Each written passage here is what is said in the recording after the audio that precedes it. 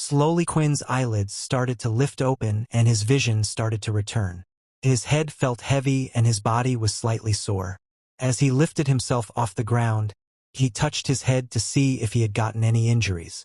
"Why does my head hurt so much?" After making sure his skull hadn't split open from falling over, Quinn then went to pick up his glasses off the floor. Although there was only one lens now in it, out of habit Quinn put the glasses on. Suddenly, he felt a little disorientated and his vision was slightly blurry. He took them back off and noticed that his vision only got blurry when he put the glasses on. Quinn then immediately rushed to his desk to grab a pencil. He drew the letter A on the wall and stepped back. Quinn continued to step back until his back had hit the room wall. What? But how? Quinn thought. Somehow Quinn's vision was now perfect. He had lived his whole life with terrible eyesight, but suddenly he could see clearly. Images then started to flash in his head of what had happened before he passed out, and he could think of only one thing. The book. When Quinn looked around the room, he started to panic. The book. Where the hell's the book? Quinn looked everywhere for the book, but nothing could be found. It couldn't have gone missing in such a small room, and the disappearance of it was making Quinn go mad. Maybe it's like my socks. They go missing all the time? Ah, don't be stupid. This is a book we're talking about, not a sock. Quinn then tried to think hard about what had happened just before he had passed out.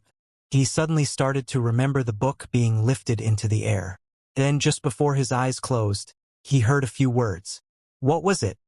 It sounded like some type of system message. Then, as soon as Quinn had said those words, a status screen had appeared right in front of his eyes.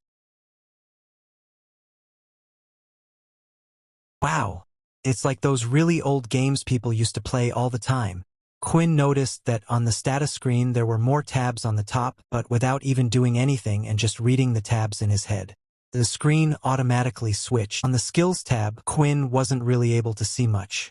Everything seemed to be locked and slightly grayed out, so he quickly moved on to the next tab, which was called Shop.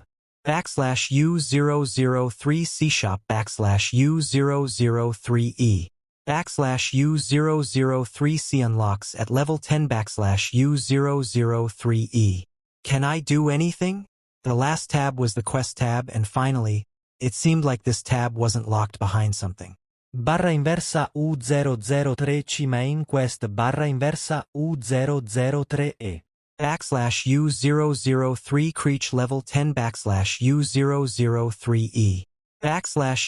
/U003C daily quest. Drink 2 liters of water /U003E. /U003C reward 5.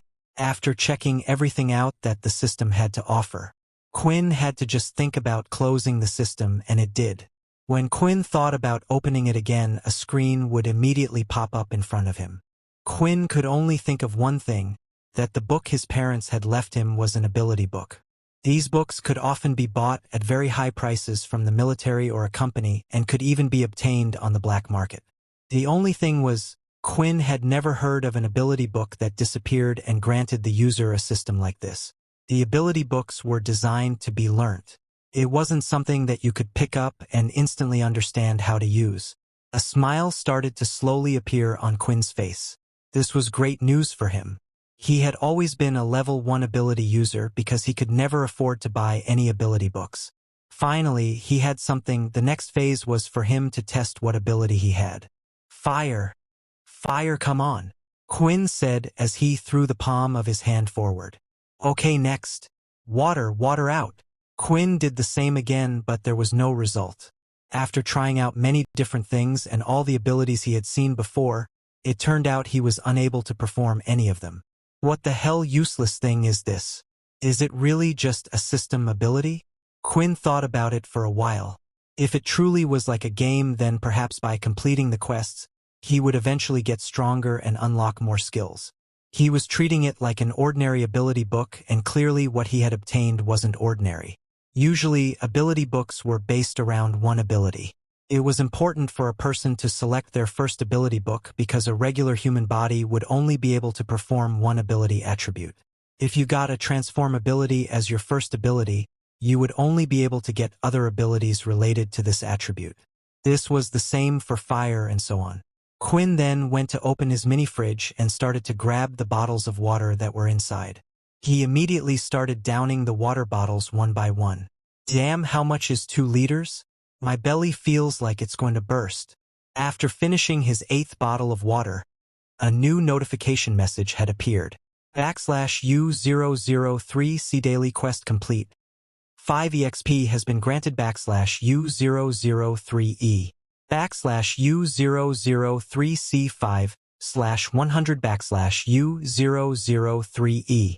Well, now I know at least the system works. Suddenly there was a loud knock that could be heard at the door. Quinn quickly went to the door and opened it. Standing in front of him was a large, muscular, bald-headed man wearing a black military uniform. There were several medals on it and his name written just above his chest. Sergeant Griff. Boy, it is time for you to vacate your room immediately.